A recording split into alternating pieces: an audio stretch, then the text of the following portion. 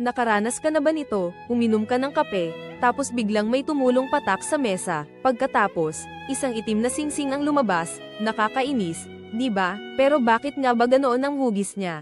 At hindi lang basta mantsa, hindi lang ito simpleng mantsa. Sa likod ng bawat itim na singsing na iyan, may nakatagong mundo ng fluid dynamics at pisika. Ang tawag dito ay coffee ring effect. Akalain mo, ang isang simpleng patak ng kape ay may sariling agham. Sa gilid ng patak, mas mabilis sumisingaw ang tubig. Ito ay lumilikha ng daloy mula sa gitna patungo sa labas, parang isang invisible na conveyor belt na nagtutulak sa lahat ng butil ng kape, tulad ng mga pigment at caffeine, papunta sa pinakadulo. Kapag tuluyang nawala ang tubig, ang lahat ng solids ay naiipon sa gilid, bumubuo ng makapal at madilim na singsing na kilala bilang coffee ring, astig. Di ba? Ang simpleng mantsa na ito ay nagbukas ng maraming pag-aaral sa nanotechnology.